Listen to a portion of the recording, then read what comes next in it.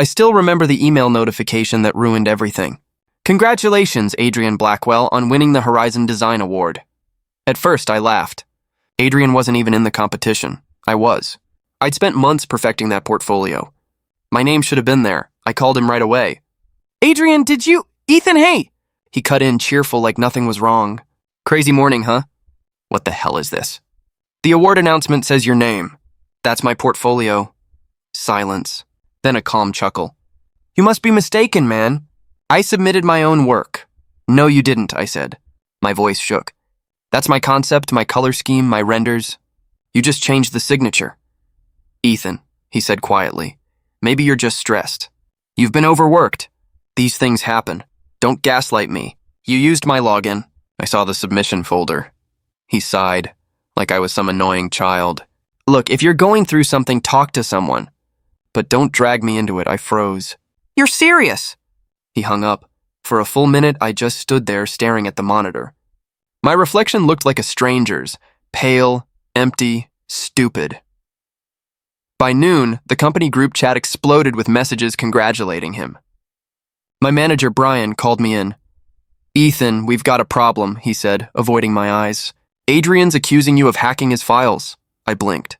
What? He says you accessed his computer and tried to claim his work. HR is investigating. That's my work. You know my style, Brian. You've seen me build those designs?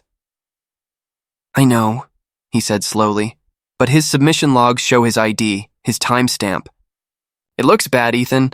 He talked about procedures and digital proof, but I couldn't hear it anymore. My ears buzzed like static. When I left the office, everyone stared. Some whispered. A few avoided me completely. By evening, my access was revoked. Every file, every draft, every design I'd uploaded, gone. At home, I opened my laptop. My portfolio site had been deactivated.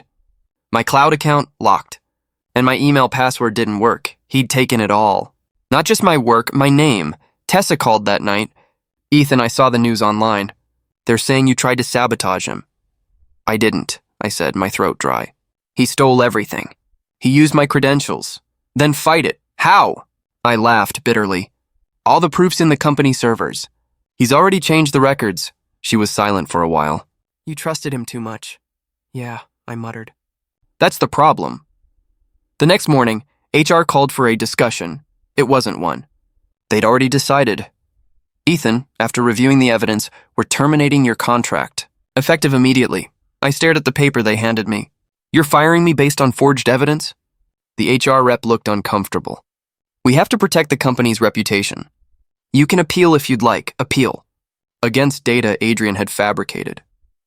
Outside, I saw him standing by his car, polished, confident, talking to reporters. He saw me too. For a moment our eyes met. He smiled. Small, smug, like he'd already won. I walked up to him. Why are you doing this? I asked. He shrugged. Business is business, Ethan. You should have moved faster. You were my friend. I still am, he said, grinning. Just more successful. I almost punched him, but I didn't. Instead, I said, You'll regret this. He leaned closer. No, you will. He turned away, cameras flashing around him, reporters shouting his name. My name. I went home and smashed my laptop. The sound echoed in the empty room. Pieces scattered across the floor like the fragments of who I used to be. For hours, I just sat there. I didn't cry. Couldn't. I just kept thinking about every night I'd stayed late at the office. Every design I'd built from scratch. Every time I'd helped him when he was struggling. And now, I was the thief. By midnight, I was still sitting in the dark. The phone buzzed again. Another message thread filled with comments. Liar. Fake. Crazy. People I'd worked with for years blocked me. Some even posted jokes about Ethan the copycat. That's when something inside me finally broke. I stood, looked at my reflection again. Messy hair, tired eyes, defeat carved into my face. I didn't look like me anymore. Maybe that was a good thing, I whispered. If the world won't see the truth, I'll make them see someone new. Tessa called again. Ethan, what are you going to do? I'm done trying to prove anything. Meaning? Meaning Ethan Cole's dead, she gasped. Don't say that. I mean it. He's gone. He lost everything. I'll start again. A new name, new city, new everything. That's not you.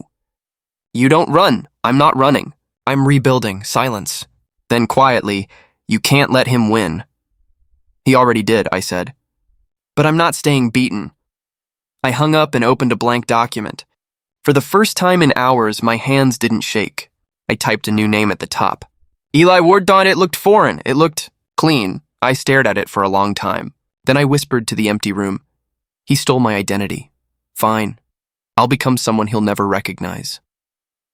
The city lights outside flickered through the window, reflecting faintly in the shards of glass on the floor. My old laptop lay in pieces, but somehow I felt lighter. I didn't know what came next. But for the first time that night, I wasn't afraid. I still remember the email notification that ruined everything. Congratulations, Adrian Blackwell, on winning the Horizon Design Award. At first, I laughed. Adrian wasn't even in the competition. I was. I'd spent months perfecting that portfolio. My name should have been there. I called him right away. Adrian, did you... Ethan, hey! He cut in, cheerful like nothing was wrong. Crazy morning, huh? What the hell is this? The award announcement says your name.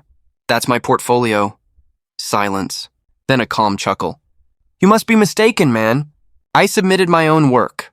No, you didn't, I said. My voice shook. That's my concept, my color scheme, my renders.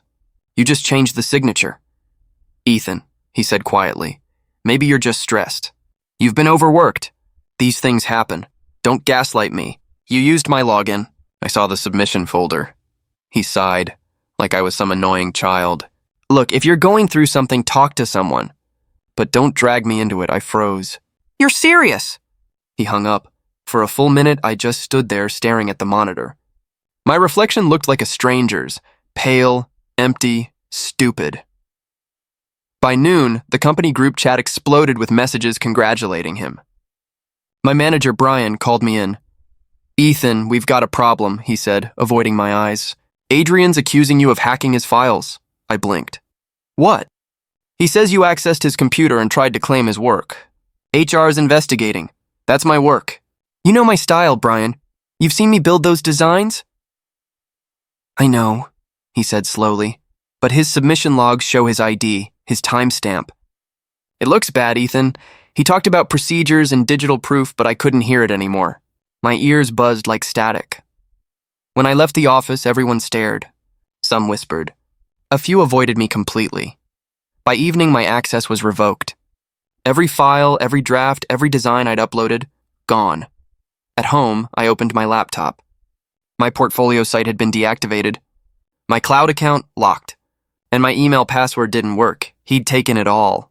Not just my work, my name. Tessa called that night. Ethan, I saw the news online. They're saying you tried to sabotage him. I didn't, I said, my throat dry. He stole everything. He used my credentials. Then fight it. How? I laughed bitterly. All the proof's in the company servers. He's already changed the records. She was silent for a while. You trusted him too much. Yeah, I muttered. That's the problem. The next morning, HR called for a discussion. It wasn't one. They'd already decided.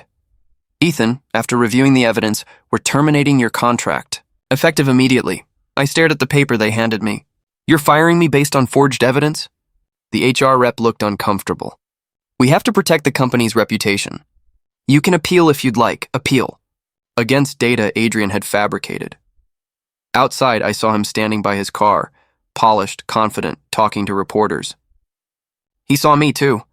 For a moment our eyes met. He smiled. Small, smug, like he'd already won. I walked up to him.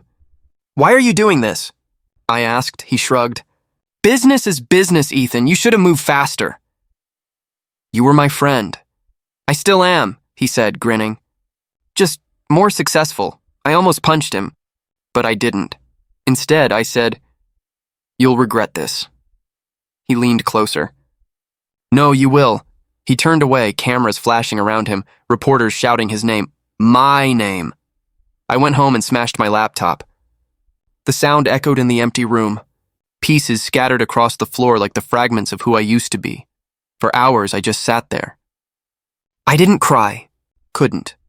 I just kept thinking about every night I'd stayed late at the office. Every design I'd built from scratch. Every time I'd helped him when he was struggling. And now, I was the thief. By midnight, I was still sitting in the dark. The phone buzzed again, another message thread filled with comments. Liar. Fake. Crazy. People I'd worked with for years blocked me. Some even posted jokes about Ethan the copycat.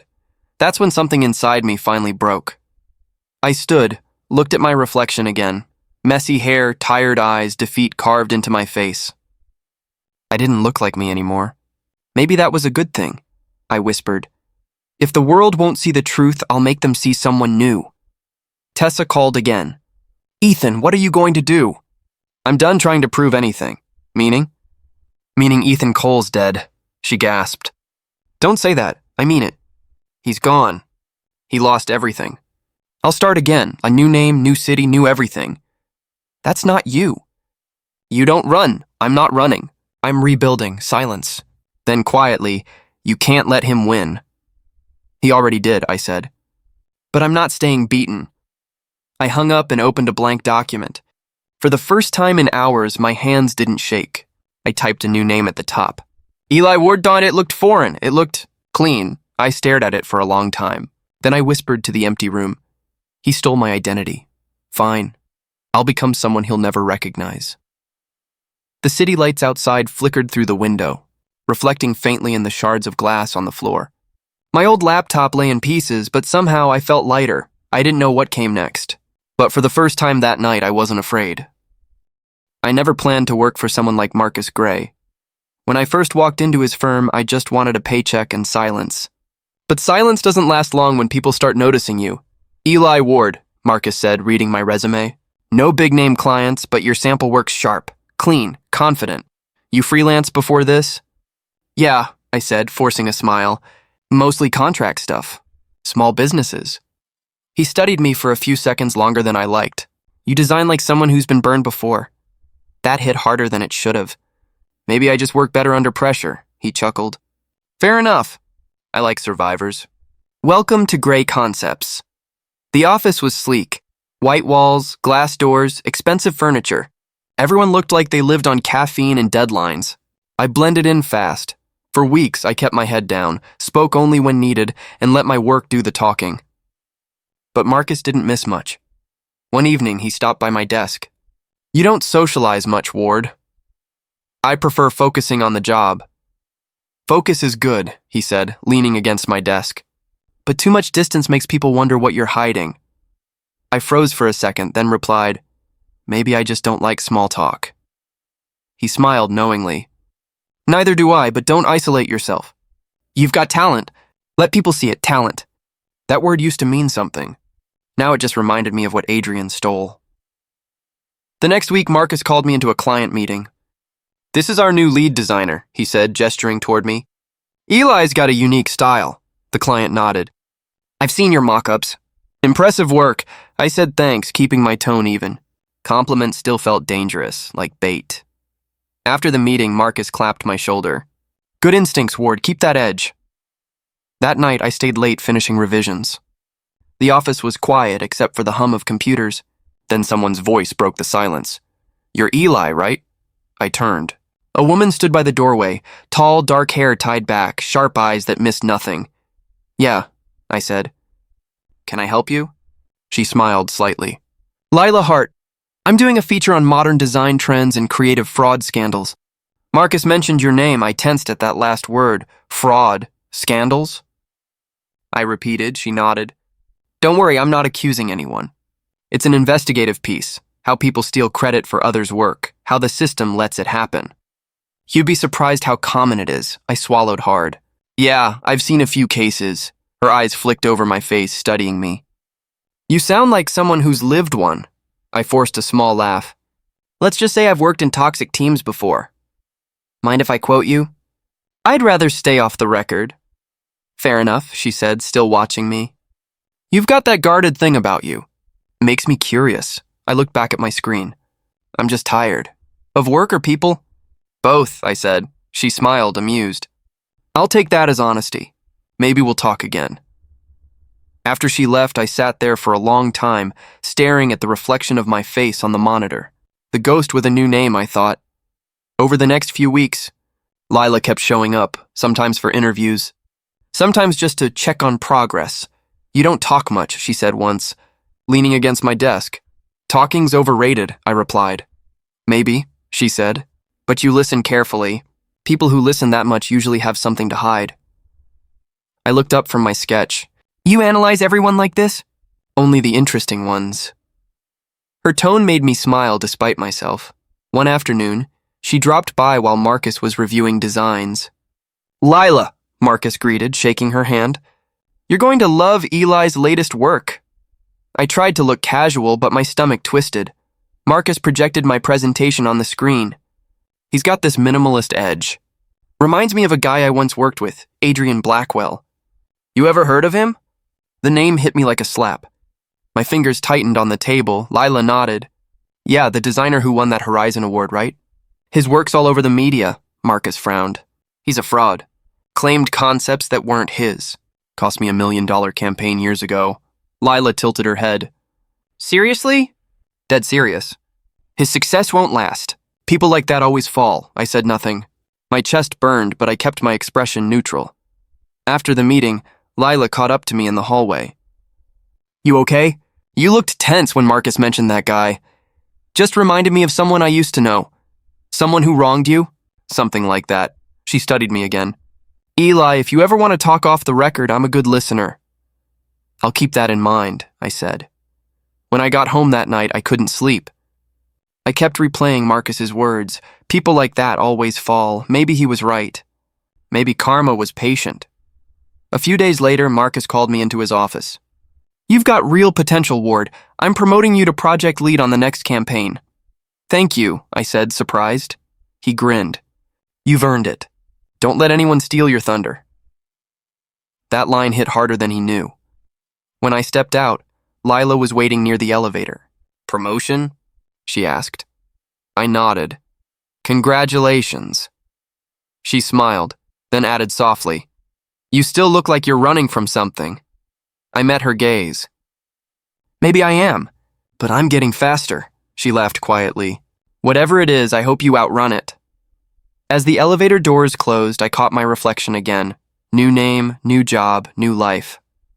But my eyes still looked like his, the man who lost everything. And for the first time, I wondered if I'd really escaped, or if I'd just become a ghost wearing a new face.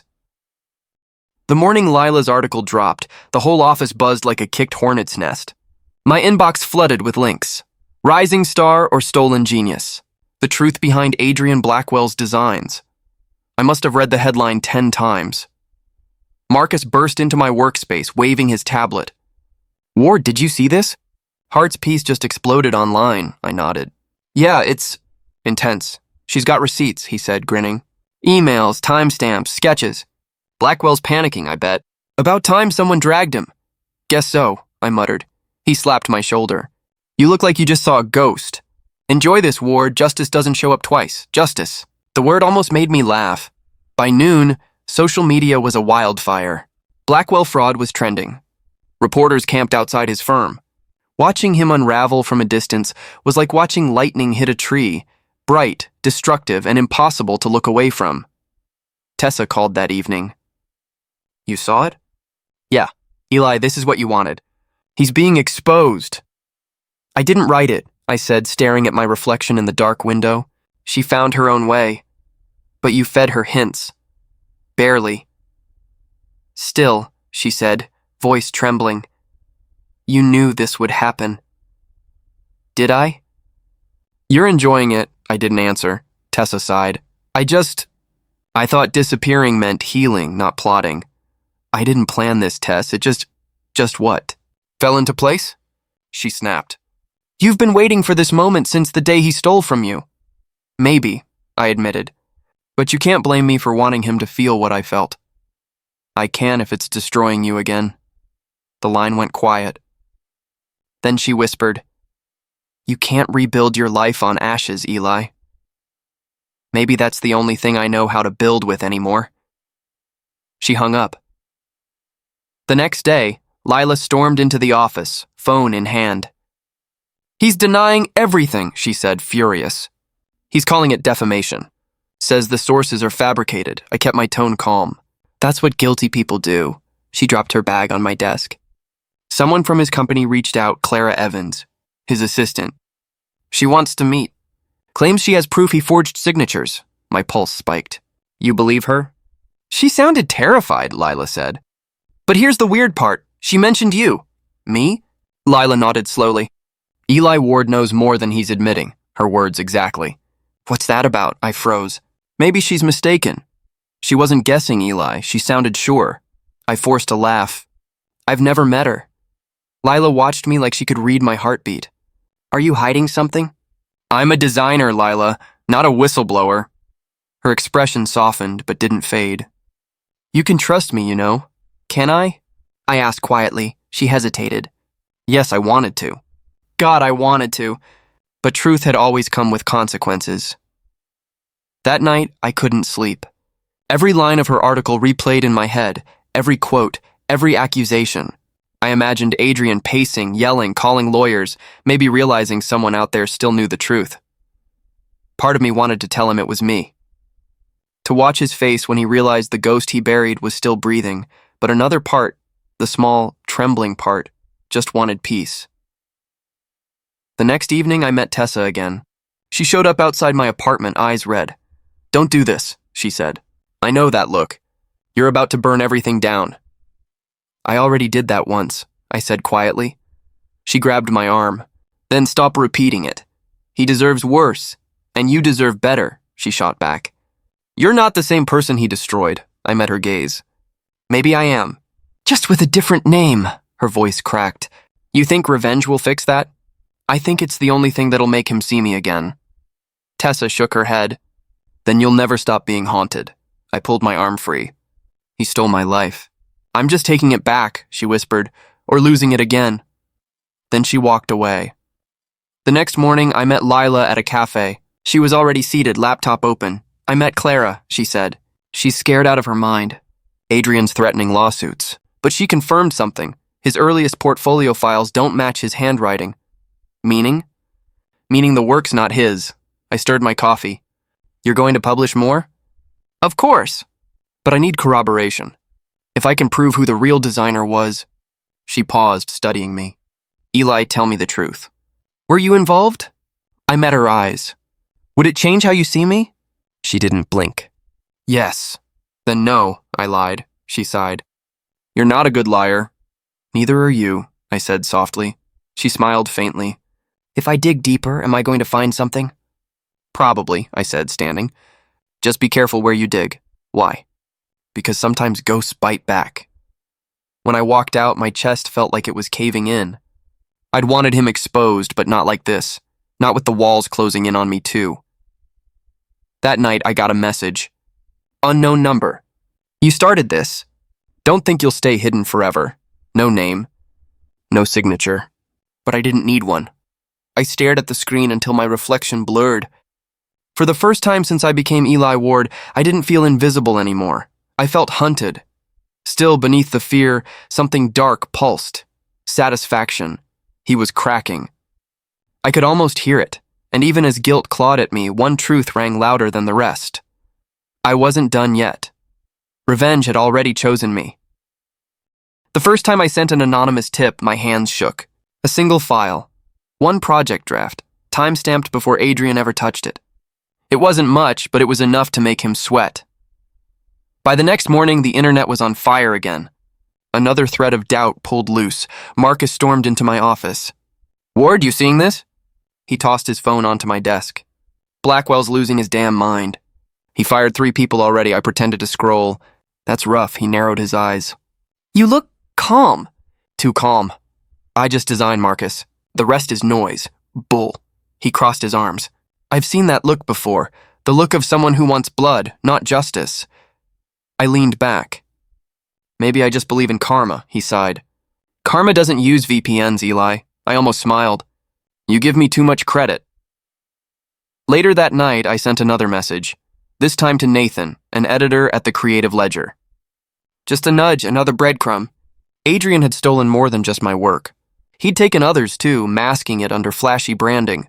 Nathan replied within an hour. If you've got more, I'll publish. I stared at the screen. My heart thudded. One more piece won't hurt, I told myself. Eli. Tessa's voice echoed from memory. Don't lose yourself. I pushed the thought away. The leaks multiplied. Anonymous sources, anonymous drives, anonymous accounts. Each truth was a thread, and I was pulling them all until his perfect image began to fray. Then came the first video, a clip of Adrian yelling at his staff, throwing papers, screaming about betrayal. It went viral overnight. When I saw it, I laughed. Not loud, not proud, just a hollow, tired laugh. The next morning, Marcus confronted me again. Talk to me, Eli. About what? You think I don't notice? You come in early, leave late, always watching those same articles. Curiosity, I said. Everyone loves a scandal. You're too close to it, he warned. Whatever's going on, stop feeding it. I'm not feeding anything. He leaned forward, eyes sharp. You're lying. You think I don't know what obsession looks like? I've been there. That caught me off guard. What do you mean? He exhaled slowly. I once spent 2 years trying to destroy a man who undercut me. When I finally did, I realized I'd turned into him, and he looked almost sad. It didn't feel like victory. Just emptiness. I didn't respond. Because deep down I knew he was right, and I didn't care. That night, another leak went live, an email chain showing Adrian bribing a competition judge. The fallout was nuclear. Sponsors dropped him, clients vanished, and every news outlet wanted his side. He looked exhausted on TV, eyes sunken, voice trembling as he said, "Someone's trying to ruin me," I whispered at the screen. "You did that yourself," my phone buzzed. A message from Lila. "Whoever's sending this stuff, I think they know everything." "Any idea who it might be?" I typed, "Maybe just someone who's tired of lies," then deleted it. I wrote back, "No idea." A week later, an invitation arrived, the annual Innovators Gala. Marcus wanted me there to represent the firm. I almost said no, until I saw Adrian's name on the guest list. Fate, or something darker, wanted a meeting. At the event, the ballroom glittered with designer suits and false smiles. I wore a tailored black suit, hair shorter, face leaner than the man I used to be. No one would have recognized the ghost of Michael Hale. Marcus nudged me. "Big night. Keep it professional, yeah?" "Always." Across the room, Adrian stood near the bar, fake laughter spilling around him like perfume. But his eyes, they darted, nervous, haunted. He looked smaller than I remembered. Lila was there too, scribbling notes, unaware she was standing between two versions of the same story. I watched Adrian sip his drink, shaking hands with guests, smiling like he wasn't already drowning. Marcus leaned in. "You're staring." "Just remembering something. Let it stay in the past, Eli." "Sure," I lied. As the evening wound down, I made my move. I walked straight toward him. My heartbeat was steady, my breath even. He turned, smile automatic. "Eli Ward, right? Heard great things about your designs." "Likewise," I said. He extended his hand. I took it, firm, steady. His grip faltered a little. Maybe something in my eyes made him pause, something familiar he couldn't place. "Pleasure," he said. "Mine," I replied, lips curling. "I've admired your work for a long time," he laughed nervously. "Always nice to meet a fan." "Oh, I'm more than a fan," I said softly. "I owe you, actually." "Really?" He looked confused. "For what?" "For inspiration," he chuckled awkwardly. "Well, glad I could help." As he turned away, I caught his arm. "You should be more careful about the people you step on. Some don't stay buried," he blinked, clearly unsettled. "Do I know you?" I smiled. "Not anymore." Then I let go. Marcus appeared seconds later, frowning. "What the hell was that?" "Closure," I said. He studied me. "You sure it's not corruption?" "Maybe both." On my way out, I caught my reflection in the mirrored hallway. The man looking back wasn't Michael Hale. He wasn't the victim anymore. He was something colder, sharper. Marcus's words echoed behind me. "Don't become the monster that destroyed you." But as I stepped into the night, a strange calm settled in my chest. Maybe the monster was the only part of me that had ever survived, and now he finally had a name again. When the truth finally came out, it didn't come quietly. It crashed through every screen, headline, and whisper in the design world like a hurricane. Nathan's message arrived first. "We found something. Meet me and Lila, now." When I reached the cafe, they were already there, faces pale, adrenaline burning through their words. Nathan pushed a flash drive across the table. Fake records. All of them, I blinked. What? Adrian's degrees, client files, even his patent dates. Fabricated, Nathan said. He built his empire on forged documents. Lila leaned forward, her hands shaking. But that's not the real bomb. There's more. What more could there be? She hesitated. You should see this yourself. Nathan plugged the drive into his laptop. The screen flickered, then played a grainy video. Adrian sitting in my old apartment. My desk, my sketches, my voice faintly in the background. I froze. Lila whispered, "It's time-stamped. The night before he sold your first concept." In the video, Adrian glanced around, pocketed a USB from my table, and muttered, "Sorry, man. You'll thank me one day." My stomach dropped. "How did you get this?" "Clara," Lila said quietly. She saved copies from his old backups. She said she couldn't live with the lie anymore. The room spun. For years, I'd replayed that night in my head, wondering how he got my files. And now there it was, proof, unfiltered, undeniable. Nathan sat back. "We're going public," I hesitated. "No," Lila frowned. "No, I didn't come this far to turn it into gossip. That video? It's my past." "Your past deserves light," she said.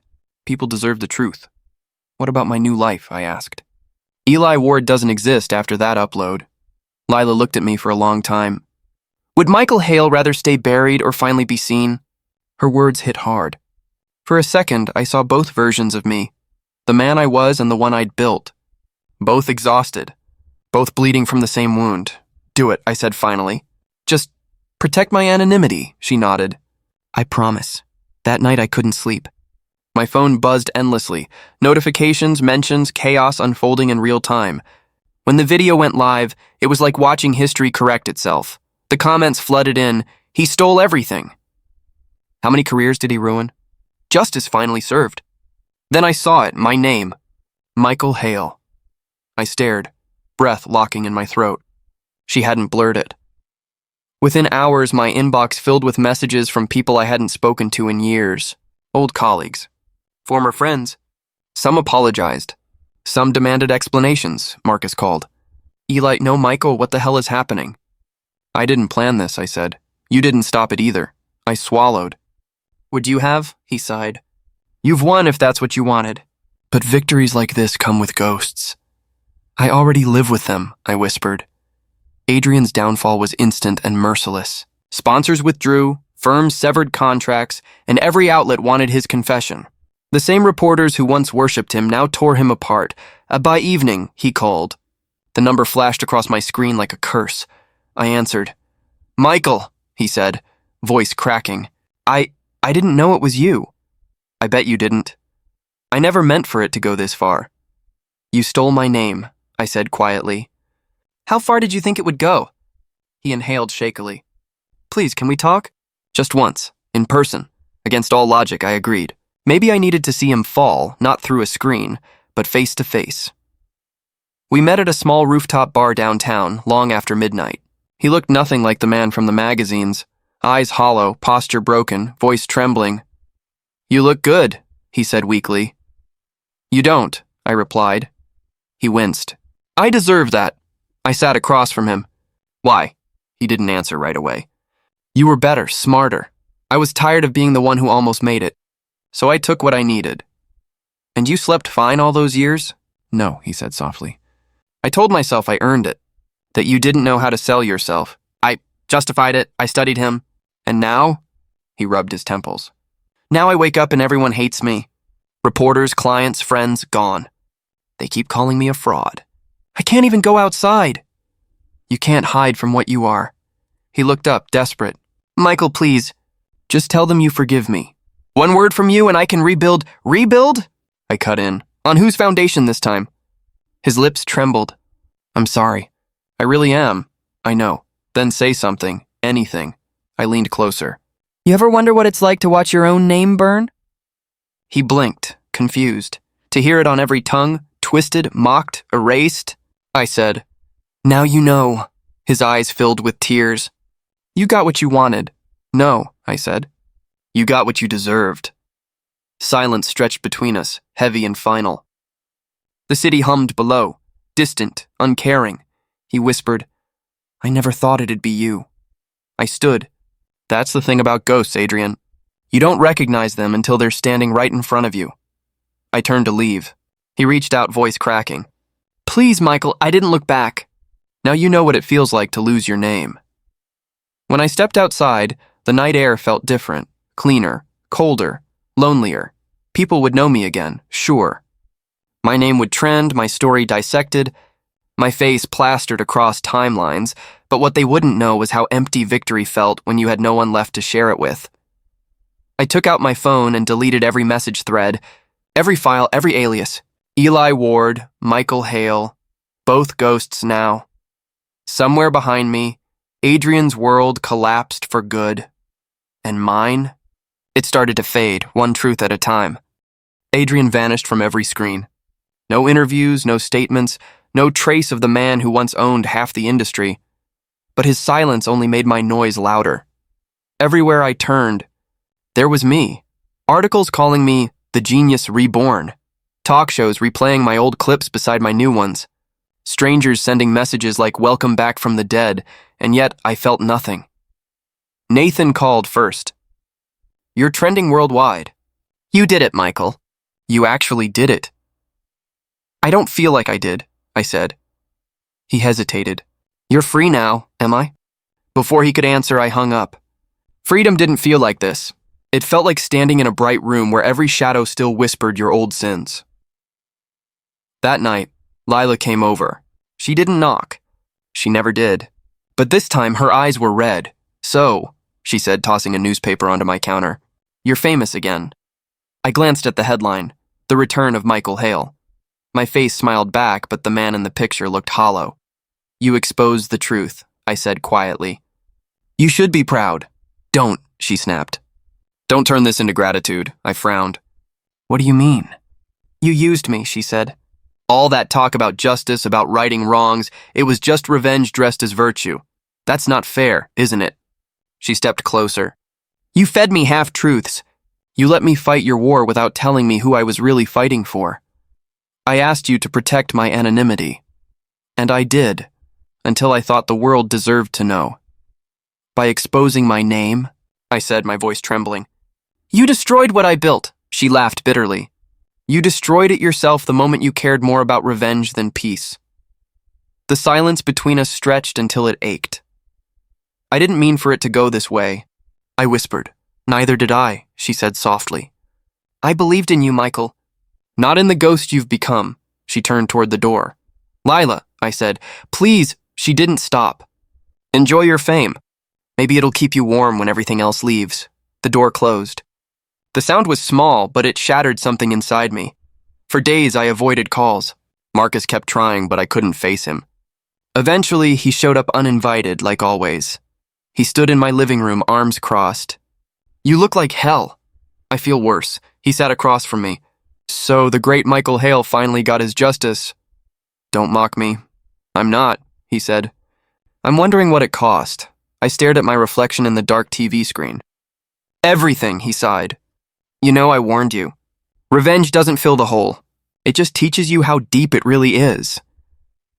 I didn't listen. "No one does until they're standing at the bottom," he said quietly. "You climbed out of your grave only to dig another." I rubbed my temples. "I thought once Adrian fell, I'd finally breathe again." "And?" "I can't. It's like the air's gone stale." Marcus leaned forward. "You spent years trying to reclaim your name. But the truth is, Michael, you never stopped letting it own you." I met his eyes. "So what now?" "Now?" He stood. "You live with what's left. Or you try to forgive yourself before there's nothing left to live with." After he left, the silence grew unbearable. Every sound in the apartment felt sharp. The hum of the fridge, the ticking clock, my own breath. I couldn't stand it anymore. I found myself outside Dr. Ross's office without remembering the drive. When she opened the door, her expression softened immediately. "It's been a long time. Too long," I said. My voice cracked. She gestured for me to sit. "How have you been?" "I ruined everything," she nodded slowly. "Tell me." I started talking. first in fragments, then in floods. About Adrian's fall, Lila's anger. Marcus's words. The emptiness that followed every victory. I wanted to win, I said. I thought justice would fix me. But it didn't. What did it give you? She asked. Noise, I whispered. Attention. People saying I'm brave. But inside I feel... Gone, Dr. Ross leaned forward. Gone how? Like I traded my soul for a name. She was quiet for a while. Do you think Michael Hale and Eli Ward were ever two different people? I wanted them to be, I said. Eli was calm, focused, free from the past. But the moment the truth came out, I became Michael again. Angry, hollow, desperate for validation. And now? Now I don't know who I am. Tears blurred my vision. I hadn't cried since the night everything was stolen from me, but it came back in waves. She handed me a tissue. You said once that creating gave you peace. Do you still create? I shook my head. I don't even touch a pen. Every line reminds me of him. She studied me. Maybe it's time you draw for yourself, not against someone else. I stared at her. You think I can come back from this? I think you're still here, she said. That's enough to begin again. I let out a shaky laugh. You make it sound simple. It's not. But it's honest. We sat there for a long moment in silence. The clock ticked softly, the world outside muffled and distant. Finally, I said, He's gone, you know. Adrian. No one's seen him since. Does that bring you peace? No, I whispered. Just more silence, she nodded. Then maybe that's where healing starts. In the silence you can finally listen to. When I left her office, the air felt heavy but real. I walked to my car and caught my reflection in the window. I didn't recognize the man looking back. Not Michael Hale, not Eli Ward. Just someone trying to remember how to breathe without anger. For the first time in years, I whispered to my reflection, I forgive you. The words didn't fix me, but they stopped the shaking, and for a brief second I felt human again. It was late afternoon when I saw him again. The city had changed, or maybe I had. The air smelled cleaner, the streets quieter, but my chest still carried the same storm. I was walking through the park after another meeting, just trying to clear my head. That's when I noticed a man sitting by a fountain, sketching quietly. A few paintings leaned against the stone wall beside him. At first, I didn't look twice. Just another street artist trying to make a living. But then I heard his voice, soft, tired, familiar. Do you like it? He asked someone walking by, my breath caught. That voice, Adrian. I froze. My pulse hit my ears so hard it drowned out the noise around me. I turned slowly, pretending to look at the paintings. He was thinner now, older. His hair was unkempt, his clothes worn out, his hands trembling slightly as he held a charcoal stick. His eyes, the same confident brown eyes that once stared me down in the boardroom, were dull now, hollowed out. I didn't speak. I just stood there watching him from a distance. Sir? A young woman stopped in front of him. Did you paint these? Adrian smiled weakly. Yeah, I'm trying to make rent. Take whichever one you like. His voice broke halfway through the sentence. The woman picked a piece and handed him a few bills. He thanked her quietly and went back to sketching. My chest tightened. For a moment, I didn't know if it was pity, guilt, or relief. He looked up, and our eyes met. His brow furrowed. Have we met? I froze, heart hammering. No, I said softly. I don't think so. He tilted his head. You look familiar. People say that sometimes. He smiled faintly. You have one of those faces, huh? Maybe, I said. He chuckled weakly, then turned back to his sketch pad.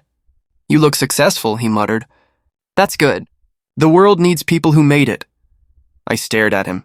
The man who once stole everything from me now sitting on a park bench, trying to sell sketches for lunch money.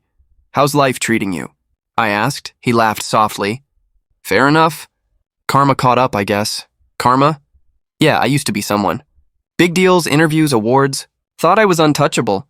He paused, the smile fading. Then it all came crashing down. Turns out I wasn't half as smart as I thought. My throat tightened. People make mistakes. He looked at me, really looked. Some mistakes don't deserve forgiveness. Silence. The wind moved between us, carrying fallen leaves across the fountain. Do you regret it? I asked quietly. Every day. He wiped his hands on his jeans, leaving smudges of charcoal. I ruined someone's life. someone who trusted me. And I've been paying for it ever since. I swallowed hard. What would you say to him, if you could? He looked down, eyes glistening. That I'm sorry. That I wish I could give it all back. I let out a shaky breath. Maybe he already forgave you. Adrian gave a bitter smile. He shouldn't. I wouldn't. Neither of us spoke after that. I could hear the fountain trickling, the city fading into background noise. He turned another page and started sketching again. You remind me of him, you know, he said quietly. The guy I hurt. He had this same fire in his eyes. I forced a smile. Maybe he learned to survive. Maybe, he said. Maybe he became someone better. I nodded. Maybe he did. He looked up again. What's your name? Eli, I said. Eli Ward. He nodded, repeating it softly. Eli, good name. Thanks. He smiled again, weak but genuine. Take one, he said, pointing at the paintings. You don't have to pay. Just take one. Something to remember the day. I looked down at the one nearest my foot. A city skyline. The same one I once designed for our first big project together. My chest tightened. You sure? He nodded. Yeah, I paint them, but they don't really belong to me anymore. I picked it up carefully, feeling the rough texture under my fingers. I should go, I said. Good luck. Eli, he said quietly. I turned to leave, but his voice stopped me. Hey, do you ever think people can change? I hesitated. Yes, I said after a moment. But not all changes are meant to fix us. Some are meant to free us. He frowned slightly, not understanding. I didn't explain. As I walked away, my reflection followed me in the glass storefronts. A stranger in a tailored coat, clean-shaven, calm. A man who no longer looked like the one who'd been broken and betrayed. For a second, I almost turned back. Almost told him who I was. But then I remembered that night, the laughter in his voice when he denied stealing my work. The way everyone looked at me like I was insane. No, he didn't deserve to know. I crossed the street, clutching the painting to my chest. When I reached the other side, I looked back one last time. He was still sitting there, sketching something new, unaware that the ghost from his past had just walked away. I whispered under my breath, You'll never recognize me. The wind caught my words, scattering them between us. For the first time in years, I felt light. Not happy, not victorious, just free. Sometimes revenge isn't about burning someone's world down. Sometimes it's about walking away without needing them to know who you became. I paused by the park gate, looking at the city skyline glowing in the distance, the same one on the painting in my hand. I'm not him anymore, I said quietly. I'm not the man you broke, and for once I believed it.